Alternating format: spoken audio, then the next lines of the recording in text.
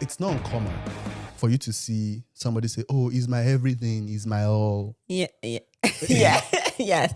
It sounds so nice romantically, Yeah. You're So my I do want us to talk about it, and We should. what everything means in the practical sense of it. What does that even mean? Right. Right? Like, what does it mean when somebody says my everything? And how do you? Because it's like what is it? It could become very complicated where you're not their everything, and then you're not their anything. There has to be a spot. Mm-hmm. Right. So first, let us kind of like talk about that. Like, what does it mean to be somebody's Everything. like? Can you maybe To like me, it means that they are your one source of, they're your source of friendship, they're your source of joy, they're your source of peace, they're your source of relaxation, they're your safe space. Like, they are everything that you need. Yeah. That's what it sounds like to me when that statement When is somebody said. says is my everything. Is my everything. Like, I don't need nobody else. Yeah. Type thing. That's how that feels to me. Yeah. I don't agree with the statement. Or you think it shouldn't be? No. Because practically, like, walking it out, though I love you very much, we are two different people. And there's no way that you can be my every single thing. It's stressful. I don't want to be your everything. Yeah. It puts burden on my existence. Yeah. It's like you're two different people. You have two different things that give you joy. You're just made differently. And so practically it's impossible for your partner to be everything. And I think about just our interests. So, and I think that's why having friendship groups is important because, for instance, I'm thinking about how we are when we go on vacation. Like when we went to Savannah. You don't want to stay out. You don't like to stay outside. Right? And I have my bursts of energy where, like, I can be out to 2 a.m. And let's rally. I don't like that too, but yeah. and he does not like that. I do not, yeah. But I've been that way before you met me. I'm still that way now. Yeah. And so having different friendship groups, it's like I can get that from them. I can get that from them. So like I'm thinking about my birthday trip. It's going to be all women because I know that we can stay outside together. You know what I'm saying? And I can fill my cup in that way with those group of people. Yeah. So practically it's not realistic to believe that your partner can be everything to me. Yeah.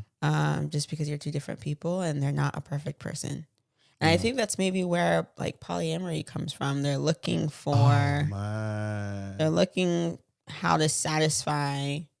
I think we're talking about this yesterday, right? We're talking about the fact that, so. Because you can't get it from one person. So like, you know what?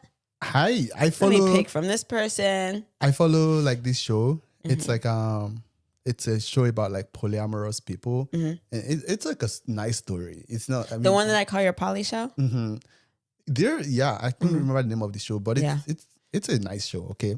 Don't judge it. It's like a YouTube show and it's nice. And because you see like flaws in relationship. But the premise of it is like married people dating other people. And the excuse that they've always presented, not the excuse, or the justification to explain this lifestyle is the fact that one person cannot be your everything. Like you should be able to get something from other people, like the things that you need to have a fulfilled life or something. I don't want to use fulfilled. It sounds very scriptural. The things that you need to have a full life, you can get it from one person. So therefore you're allowed to go tap from other people, which is not wrong. It's just the romantic aspect of it that is very questionable. Yeah. So I agree with you. I cannot possibly be everything that you need. And when people say that, if we're dating and you say on a date and you say, oh yeah, I just want somebody that will be my everything, we're not going to have a second date. Because now I know you have attachment issues. And then you call me, I don't pick up, you think I'm somebody's everything somewhere, and then it becomes a problem. You know? I definitely think it can become unhealthy very, quickly. Yeah. But then how do you find a balance though? I think that's the thing that I do. How do you, because there are also people, let's be fair. We've had the conversation about like you can't be everybody's everything. But then there are also people that are just indifferent about their partner's existence. I think that's one of the things that I worry about in life. Like, I definitely think you have to give your partner a level of access to you or a level of respect that no one else has. Right? Like there has to be a separation between your friendship groups and your partner. Like there should be different rules of engagement. You know what I'm saying? Yeah.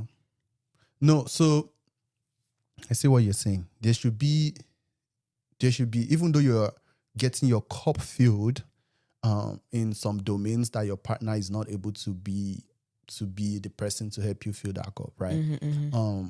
There should be some certain traits of like specialness to the things that you guys do together to support each other to fill each other's cup, right? Right. For example, I like talking about politics. If I see somebody that has a head on their shoulder to talk about politics, you don't like talking about politics, right? You try to listen and then I get frustrated because I'm just listening. You're not telling me anything, right? So that's like an example. Like I can engage in a conversation like that with somebody else that is not you, and it's going to be a very deep, like meaningful conversation about politics, right? Yeah. I'm trying to find a common example. I like talking about like you're gonna engage me, like you're gonna listen sometimes, but you're not really helping the conversation.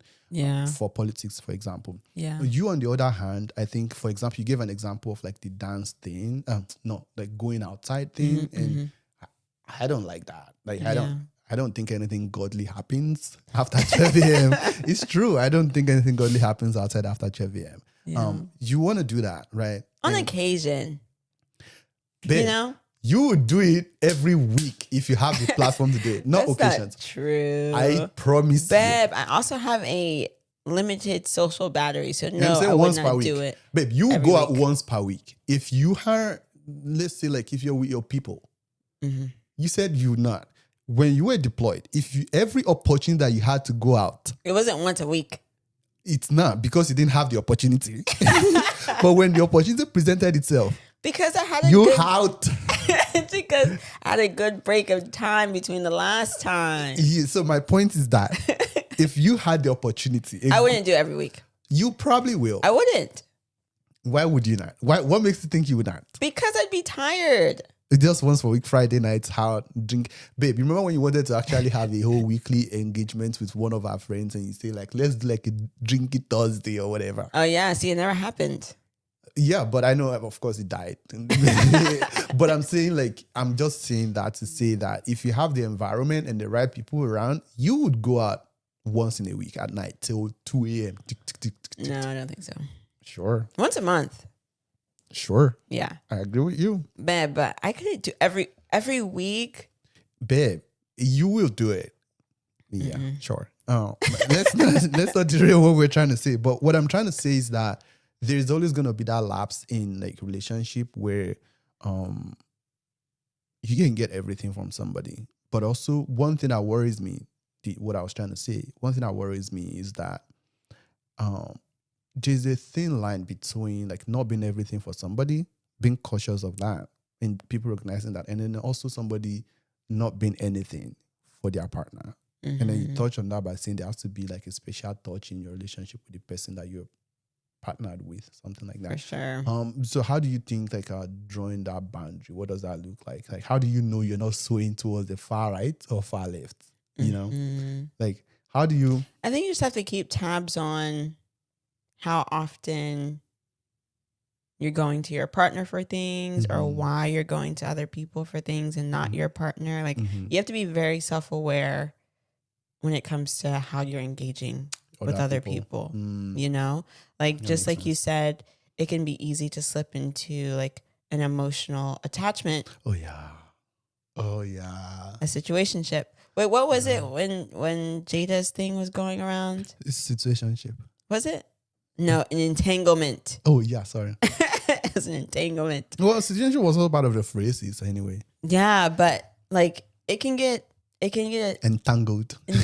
Yes, you can be on a slippery slope if you're not aware of how you're engaging with other people. So that's why you have to, I believe you have to have rules of engagement. Your partner should have a different level of access to you as compared to other people. For sure. Yeah. Yeah. And also maybe like, and you're not sharing everything with everybody as far as like what's going on in your relationship and stuff like that. Yeah, and I also think like it's fine to go and have somebody that I talk to about like politics or like immigration because you don't care about any of that. I mean, you care, but it doesn't affect you deeply. Like you're not gonna know like new laws and stuff. Sure. Yeah, it's nice to have all of that, right? But the counterbalance to all of that is that I still have those conversations with you, even though you're not like it doesn't serve you any purpose, right? Mm-hmm. I still try to have those conversations with you. Because at the end of the day, one thing I hate really is being in a situation where like somebody will feel like somebody that is not my wife will feel like we have something special that we share. Right. I don't ever want that. Like, right. If I ever find myself in that territory, there's a crack in the wall. Buddy. Yeah, for sure. Anyway, so our co-answer is that no, married people should not be each other's everything. Right. We are allowed to go fill our cup. That doesn't sound very ethical. That does not sound You're allowed to have conversations with other people about things that your partner cannot. But you don't want to set the expectation that your partner has to be everything for you. Because it's exhausting for them. It puts a load of stress on the other person. I don't want to be like you should still have a level of independence. Yeah. Right? Yeah. You shouldn't be completely, what's the word? Interdependent? Codependent. Codependence. I think this may be codependent. Yeah, I think I'm right. The codependence. I think So now, so we're both agreed on that. Yeah, okay. That's nice. That's the one thing I wanted us to talk about. Really, like the idea of like married people being their everything and how you see. And social media made it seem like that. Like that's what you need. Social media kind of. Oh, we're cooked, bro. Social media. I'm serious. Social media made it seem like it's all or nothing. Yeah. And I don't think that's true. Yeah. I genuinely don't.